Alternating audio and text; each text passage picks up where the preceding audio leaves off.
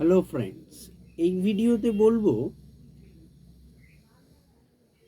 বিদেশি আক্রমণ, আলেকজান্ডারের আক্রমণ 327 খ্রিস্টপূর্বাব্দে।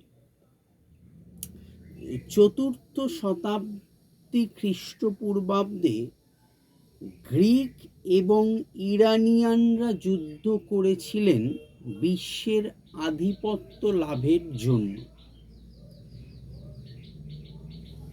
গ্রিক রাজা আলেকজান্ডার না শুধু ইরাক এবং এশিয়া মাইনরের উপর জয়লাভ করেছিল, ইরানের উপরেও জয়লাভ করেছিলেন। ইরানের থেকে উনি ভারতের দিকে পাড়ি দেন, ভারতের প্রাচুর্যের ওপর আকৃষ্ট হয়ে, অর্থাৎ এত ধন সম্পদে পরিপূর্ণ ছিল ভারতবর্ষ, যে কারণে এই প্রাচুর্যের ওপর আকৃষ্ট হয়ে আলেকজান্ডার ভারত আক্রমণের দিকে পাড়ি দেন।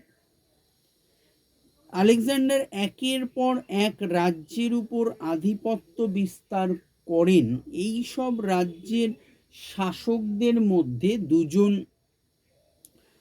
শাসক খুব জনপ্রিয় ছিলেন। এক তক্ষশিলা রাজ্যের রাজা অম্ভি ও পুরু। এই দুজন রাজার রাজ্য ছিল ঝিলাম ও চেনাব নদীর মাঝখানে। ইরানকে জয় করার পর আলেকজান্ডার কাবুলের দিকে অগ্রসর হলেন এবং সেখান থেকে ভারতের উদ্দেশ্যে রওনা দিলেন খাইবার গিরিপথের মধ্য দিয়ে। তক্ষশিলার শাসক অম্ভি সহজেই আক্রমণকারীর কাছে নিজেকে আত্মসমর্পণ করলেন, নিজের সৈন্যবাহিনীকে উদ্দীপিত করলেন এবং তার ঐশ্বর্যের ঘাটতি পূরণ হলো। আলেকজান্ডার ভারতে ছিলেন 19 মাস, 326 326 টু 325 বিসি, 326 থেকে 325 খ্রিস্টপূর্বাব্দ। এই সময়ে এই 19 মাস আলেকজান্ডার ভারতে ছিলেন এবং এই পুরো সময়টাই, এই দীর্ঘ 19 মাস সংঘর্ষের মধ্যে দিয়েই কেটেছে। তবুও তিনি কিছু আয়োজন করেছিলেন। বেশিরভাগ জয় করা রাজ্য তাদের কাছে তাদের শাসকদের কাছে তিনি ফিরিয়ে দেন, যারা আলেকজান্ডারের কাছে নিজেদের সমর্পণ বা বশ্যতা স্বীকার করেছিলেন। তার নিজের আঞ্চলিক দখল করা জায়গাগুলি 3টে ভাগে ভাগ করা হয়, যেগুলি 3টে গ্রিক গভর্নরের সামনে পেশ করা হতো। নেক্সট হচ্ছে হিদাসপিসের যুদ্ধ। পুরুর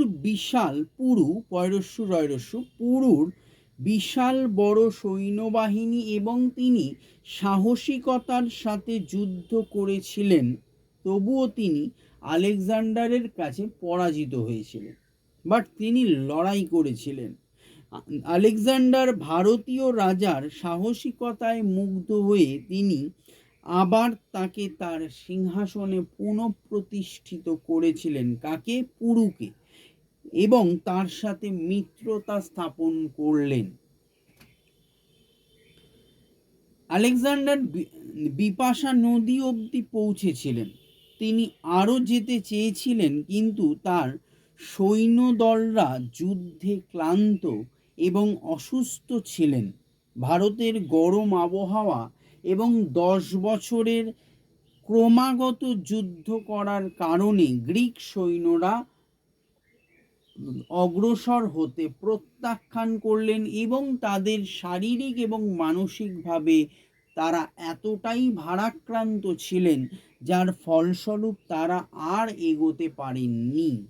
অগ্রসর না হওয়ার আরেকটি বড় কারণ হলো মগধের নন্দ বংশের প্রচুর ক্ষমতার জন্য। লাস্ট পয়েন্ট, আলেকজান্ডারের ভারত আক্রমণের প্রভাব।